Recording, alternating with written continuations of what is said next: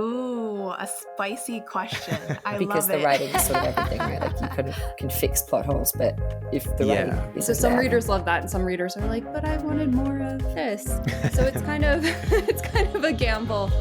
Hello and welcome back to the Right and Wrong podcast. On today's episode, I am joined by a hybrid author who writes fun fantasy adventure novels for middle grade and frothy, witty romantasies for adults. It's Stephanie Burgis. Hello. Hello, thank you so much for having me here. Thanks so much for coming on. Let's jump right in, kicking things off with your latest publication, coming out on January 29th in the UK, 27th in the US. Tell us a little bit about Enchanting the Fey Queen. Enchanting the Fey Queen is the second in my Queens of Villainy trilogy, but I should say immediately that although it is a trilogy and there is an overarching storyline, I also worked very hard to make each book work as a standalone fantasy rom-com. So you can pick this one up without having read the first one, although I think you would be missing out slightly in terms of it's fun to see. I think as a reader, it's always fun to see side characters before they become the main characters in the next book. And in this, in this particular case, the end of the last book led sort of directly, without too many spoilers, into the Fey Queen, Lorelei of Balravia, thinking that by far the best way to deal with all of her political problems is just to probably kidnap the High General of the opposing empire. And she hasn't thought it through too much. But it was a lot of fun to write all of their adventures from there, especially because Lorelei and the High General are absolute polar opposites. She's very scandalous. She's a well-known rake with all these discarded lovers. He is very chaste. He's very virtuous and stoic, and they are so much fun to write together. They've been sort of circling around each other for years, and after she kidnaps him, that's when, it all gets fun. And they end up joining the paint tournament and working together and falling in love. So I just had an enormous amount of fun writing this book, and I hope readers will enjoy it. Okay, yeah. And you described it as a rom-com. Is Yes. Very much comedy is like at the front of this? Yes, I would say absolutely. There are serious elements, but I wouldn't say they're any more intense than you would get in, say, a Julia Quinn novel.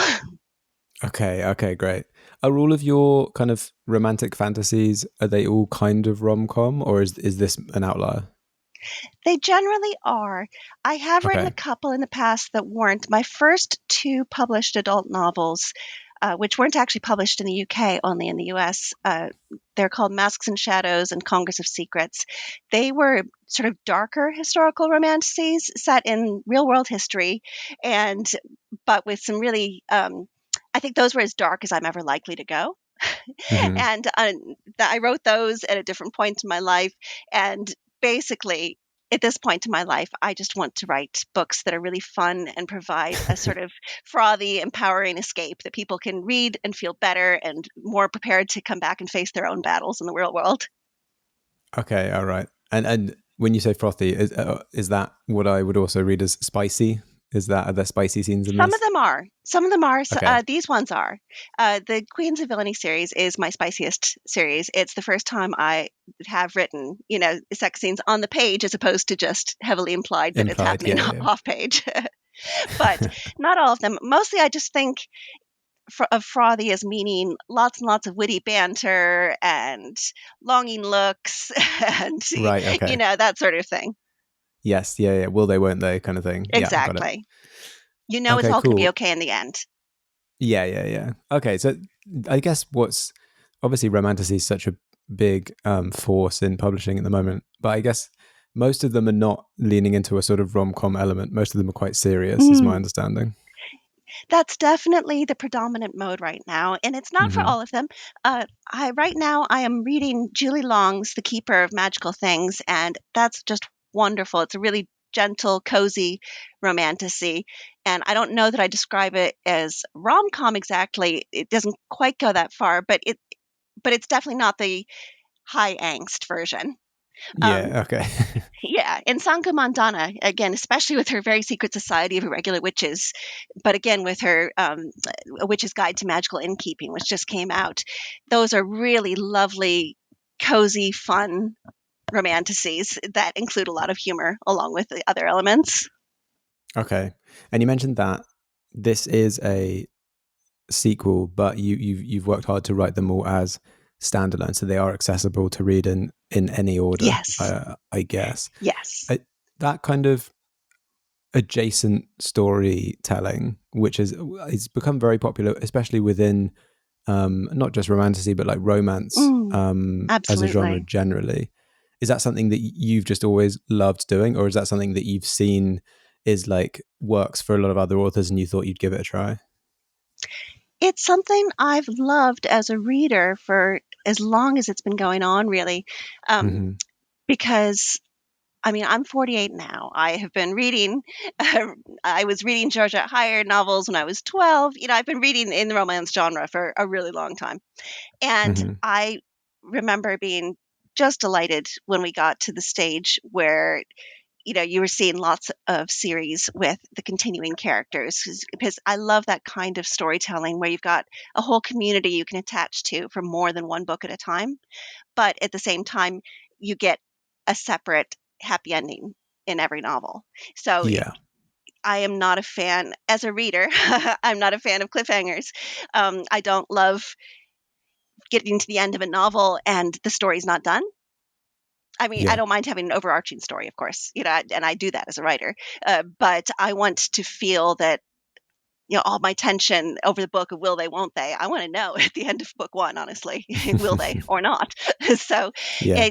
it's a good way for me of mingling um, all the joys of a long series with the satisfaction of standalone novels, getting, the separate couples in each book. And actually, even in my middle grade novels, I have written some of them that way. I had a trilogy that was published by Bloomsbury that started with The Dragon with the Chocolate Heart. And again, there was no romance, obviously, because this is a children's book. But Hmm. each book in the trilogy was told from a different point of view, and it was a different character from the sort of group of people who meet in book one. Right. Okay. Yeah. Yeah. I'm a big fan of it too. When it feels like you're reading the main character of like the whole series is more like the world, and you're reading Yeah. the individual stories and the world progresses still. The other thing, I Yes, guess, absolutely. with romance is that, like you said, you like to have the couple come together at the end, and you see this so much in television shows that are based around romance. Mm. It means that in the next one, when the next book starts or the next series starts, they have to break them up again, Yes, I because hate that's the that. kind of, so this is so annoying. It's Yeah. so annoying. And I think there's a lot of, I don't know who to blame it on. If I should be blaming television sort of network executives or producers or the actual writers, but I wish they had more faith that you can write interesting stories about couples once they're together also. If they, Hmm. I I've been married for 20 some years and I don't believe the relationship became boring once we actually tied the knot and decided we were not going to break up. Yeah. Yeah. Yeah. I think that it doesn't have the same established tropes and things where there's Yes. kind of like a formula to doing some of those kind of will they, won't they things. Whereas it's more, you have Yes. to work a bit harder, I think, if you're Absolutely. doing the next part. Um, Absolutely. Getting back onto you, I want to hear about your kind of journey into writing. So you mentioned that you were reading at a very young age, but when did you first start writing? Oh gosh, I was very young because I think so. I did start reading fairly early, at least. This is a generational difference. Where, Okay. back in the early '80s, it was exciting that I started reading when I was 4, and now a lot of 4-year-olds are in fact taught to do that in in reception. Yeah. So I still think of it that way. But yeah, so I was an obsessive reader from a very, very young age. But it took me until I was 7 to figure out that there were actual people who wrote the books and it was an actual job that adults could aspire to. And, mind completely blown. So, this, family story. I was sitting next to my mom in the car and I said, I found something that I love even more than reading, writing. I'm going to be a writer. And she said, Oh, God.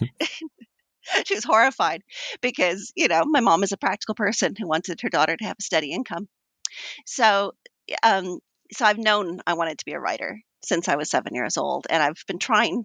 I was trying for it to one level or another from the time I was 7. Uh, but let's see, I sold a short story to a what would you call it?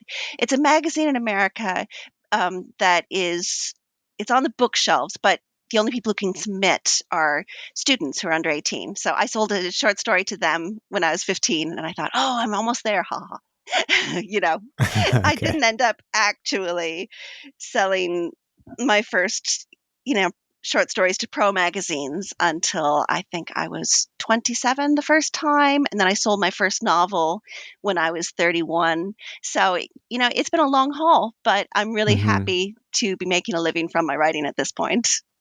Yeah, absolutely. With your first novel, your debut, was that a Most Improper Magic? Yes, it was. Okay, Yeah. aka Kate Incorrigible. Cat Incorrigible. Yeah, Cat Incorrigible, yes. And that was published US and UK. Did it you was. have an agent when you signed that deal? Yes, I did. I had an American agent as well as a British co-agent, and they signed the deals fairly close together. But because they sold to different companies, they ended up with different titles in the US and the UK. So in the US, it Sure. was Cat Incorrigible, and in the UK, it was Most Improper Magic.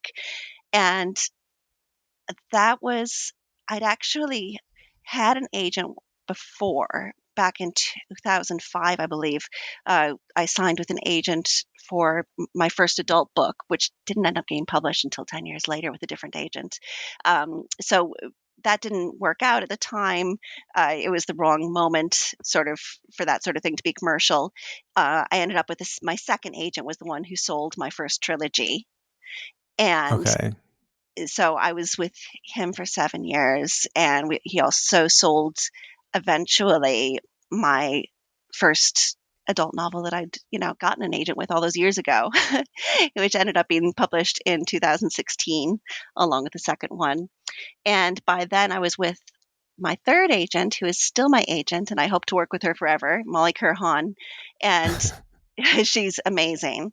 And um, with her, I've sold five more children's books, the Dragon with the Chocolate Heart trilogy and the Raven Crown duology, and also this trilogy of adult romantasies to Tor Bramble.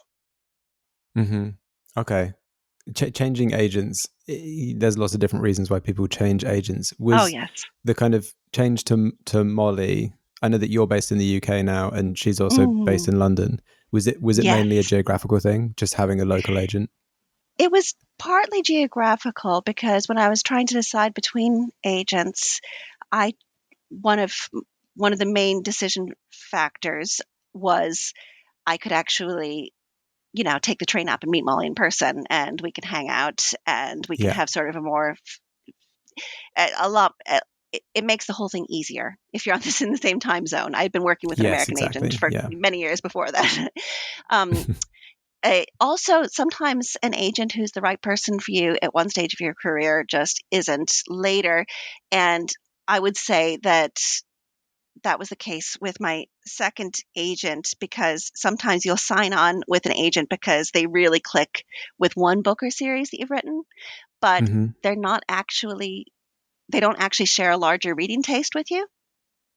And Okay. Yeah. I sort of tangled myself up for a few years because of that, because the books I wrote after my trilogy that sold, the cat books, they were a bit different, and they were different in a way that wasn't the right way for my agent's taste, which isn't his Okay. fault, you know. It's just that it turned out that the sort of things I was interested in writing next weren't necessarily the things he was interested in reading. And so it took me a while to get the confidence to then leave. But I was so glad I did, because it turned out that, it wasn't that these books weren't marketable, it was that these books weren't to one person's taste. Yeah. Okay. Yeah. And it's a mutually beneficial thing, right?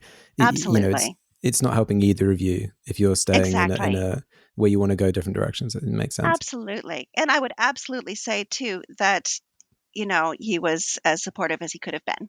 And Hmm. it was a part of not wanting to leave was thinking, oh, but, Yeah. you know, but it wasn't, it's just like any other relationship. Yeah, sometimes it's just time to leave, and it doesn't mean anything bad about either person. Yeah. And you've been with Molly coming since up on 10 years now. 2015. Over 10 years, 10 and a half years. Over Yeah. 10 years. Wow. Okay. So that's all seems to be going well. Does Molly rep your children's stuff and your adult stuff? Yes, she does.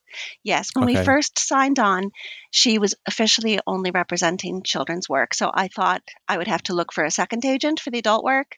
But at the time, she offered to also represent my adult work. And she was so lovely and generous about it. She said that because she hadn't done it before, she asked if I'd be willing to give it a try. And then she would refer me to a different agent for the adult work if I didn't feel it was working. But obviously that never ended up happening because she's brilliant. So, I would never want to be referred elsewhere. Okay, yeah. Am I right in thinking that your earlier adult novels, you self-published some? Not my very first two. Those were traditionally published by Pyre Books, which at the time was part of Penguin Random House in the US, although it's now been sold off to a different entity. After that, I had been self-publishing a couple of short stories on the side. As I was writing the cat books, I wanted to make sure I gave readers things to read in between my once-a-year books. So I would self-publish a cat tie-in story every year and just sort of put it out there for my readers. And then when I was going through a few years afterwards of really struggling, honestly, to sell anything, my then agent had gotten me a deal to do some work for hire books, but those were under a series pen name. They're not written officially by me. So, there was nothing to give my readers, and I didn't want them to go away and forget about me. So I did self-publish. I self-published a novella, Courting Magic, which is sort of a follow-up to the cat books about cat all grown up. And I self-published a couple of other novelettes. But it wasn't until 2017 that I got serious about the self-publishing side. And the reason why is that in 2016, I'd had my first two adult books be published traditionally. And so I had this foothold, I felt like, on the adult audience that I'd always wanted to write for also. But I didn't have enough time and energy to write another full-length adult novel at that point. So what I did was I decided that during that point in my life when I had two young children and I could only trust myself to write one full novel a year, I would write one novella a year for adults and just sort of keep my foothold in that way. And so I started with my novella Snowspelled. And actually, I have to say, it was the first time I'd gotten really serious about self-publishing, as in not just sort of tossing it up online and telling people about it in my newsletter, but actually approaching reviewers and getting blurbs and, all the sort of things you have to do to promote if you're self-publishing. And it worked out so beautifully. I ended up earning more from that single novella than I had from my first two traditionally published novels. Wow. So I got quite serious very quickly then about the self-publishing side. And I self-published one novella on the side every year for a while until I think it was 2020 or 2021 when I did my first full-length adult self-published novel, because I'd finally gotten to the point when I could actually, do that while still hitting my other deadlines. Okay, wow. Okay, amazing. So yeah, you kind of built up to it and then it just really worked out. So then you doubled down. That's great. Yeah. And I honestly wasn't sure that I was going to go back to trad publishing as an adult author. For the children's novel, trad publishing is the only thing that really makes a lot of sense because it's so hard to get books to kid readers if they aren't in bookstores and libraries. But as an adult writer, you could do very, very well with self-publishing, and there are real advantages to it also. So it wasn't until I think it was 2023 maybe when my agent told me that she'd been to Bologna and everyone wanted Romantasy and I was writing Romantasy and please give her something that she could actually sell. So at that point I sort of did this wishy-washy, well, I don't know, maybe none. And so I sent her the first few chapters and a proposal for Wooing the Witch Queen, which is the first book in my Queens of Villainy trilogy. And I did an outline of where I saw the other books going.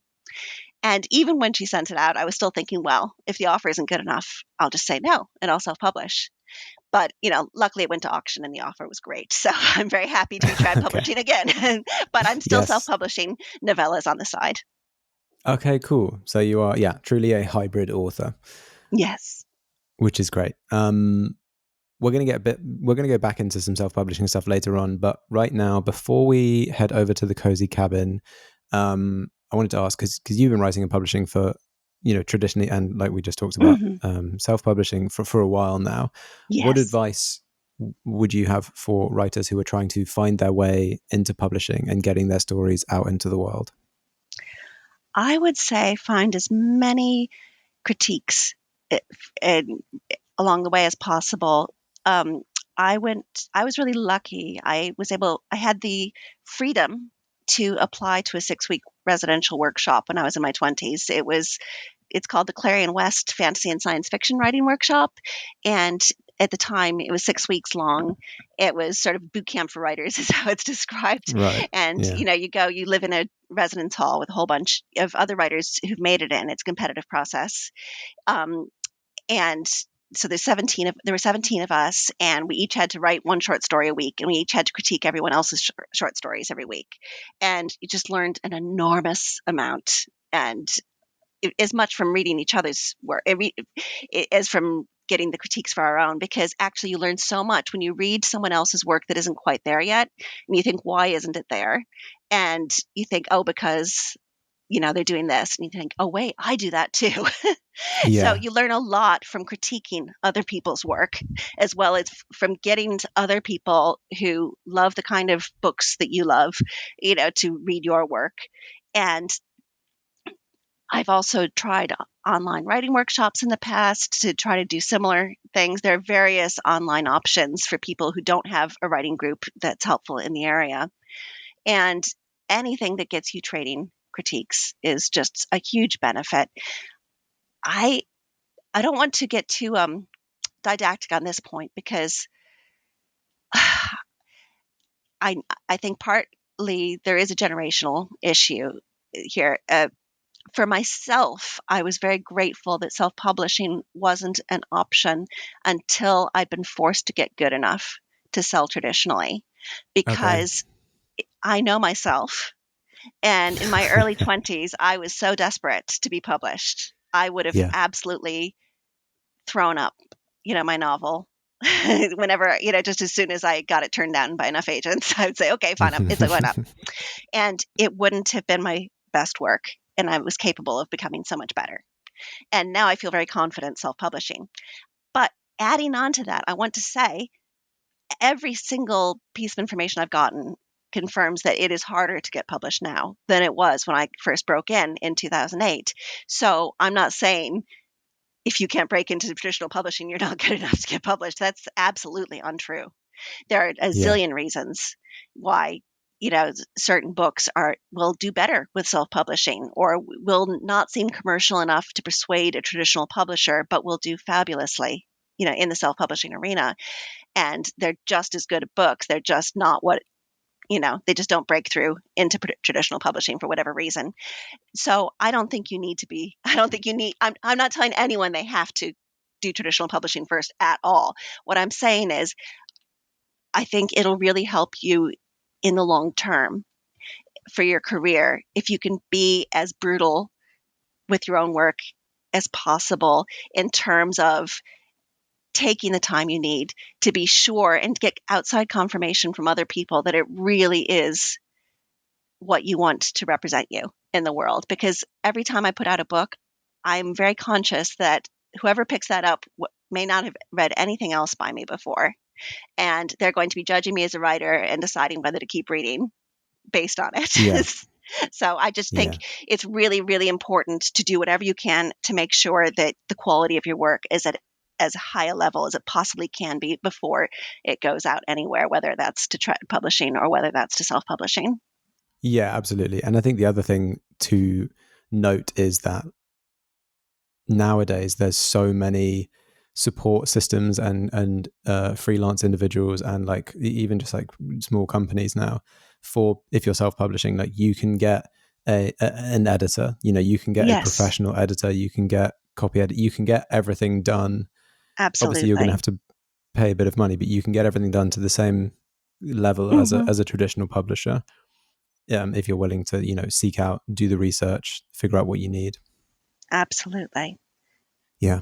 Absolutely. And listen to them, because I would say the one thing that is different when you're self-publishing is when you are the one who's hiring the editor, they don't have the power in that situation to say, no, it's not good enough, you can't publish yet. Yes. So it does just, again, require that extra level of I don't know, willpower is the right word, but just being, if you disagree with your editor, the editor you've hired, obviously sometimes everyone disagrees with their editors and is right often, but consider that they might have a point that lies behind the suggestion that you disagree with. With both traditional editors and self-publishing editors, what I have tended to do is try to figure out, if they make a suggestion that I disagree with, try to figure out what the actual issue is that they're trying to solve, because most of the time that is a real issue. I just don't want to solve it the way they did. Yeah. Yeah. Yeah. The thing I've learned about critique and feedback is that a lot of people have said some like quite witty quotes about this kind of thing, that the crux of it is that when people tell you something is wrong, they're always right about that there is an issue in a certain area, but they're usually not correct in that how you're supposed to fix it. Absolutely. Yes. Absolutely. So, I mean, I'll also say that, like many authors, I have a long tradition of seeing my editor's letter, crying, thinking it's impossible, and then coming back in a few days and working out how to do it. But, okay, good. Yes. And also, my final point, I guess, with any critiques is also, though, just to make sure that you are working with someone who likes the kind of things that you do, because every so often, if you get a critique from someone who hates the particular tropes you're working with, it's not going to be as helpful. If someone thinks, oh, books are always better if the romance is tragic, like, that's not the person to hand a romantic comedy to. Sure. Yes. Yeah, exactly. Or, if someone just doesn't like science fiction and they're editing your science fiction novel, it's not going to be a great fit, is it? Exactly. Awesome. Some great advice in there. And we've reached the point in the episode where I ask you, Stephanie, if you were snowed in at a cozy woodland cabin in the middle of nowhere, what book would you hope to have with you? Oh, this is such a good question. And honestly, that sounds like such a dream to me right now. I am sort of torn, honestly, between two favorites that have been my favorites since I was very young. I would rather, I think it has to be a collected edition.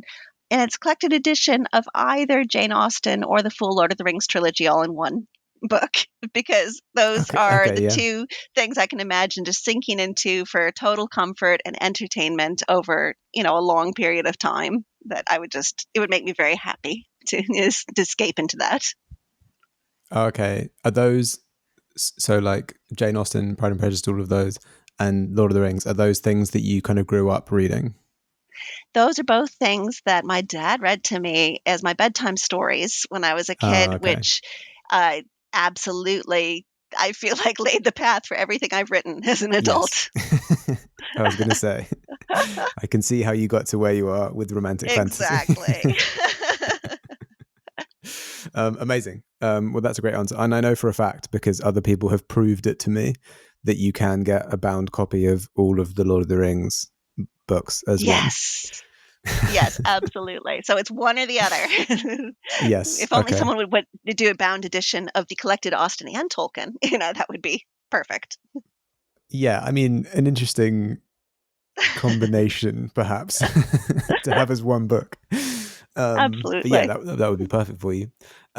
So next up, we are going to chat about a bit more into the self-publishing and the mechanics of that, and then also Stephanie's writing process, where the stories start, how things have evolved over the years.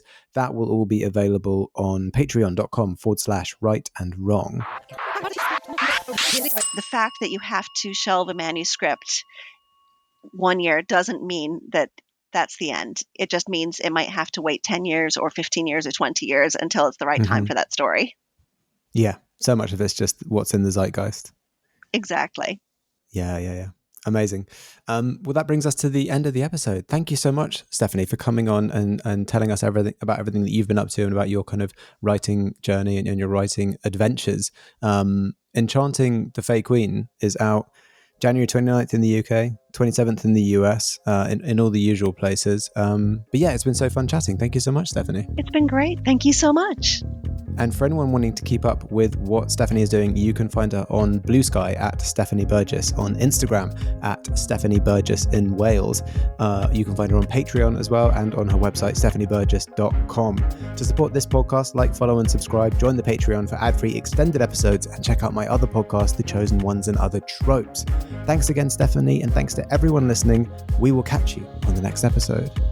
Shout out time. One of my amazing patrons, Lee Foxton, is querying their debut novel. It's a family drama, commercial fiction along the lines of Jojo Moyes and David Nichols. Fingers crossed, I am rooting for you. Good luck.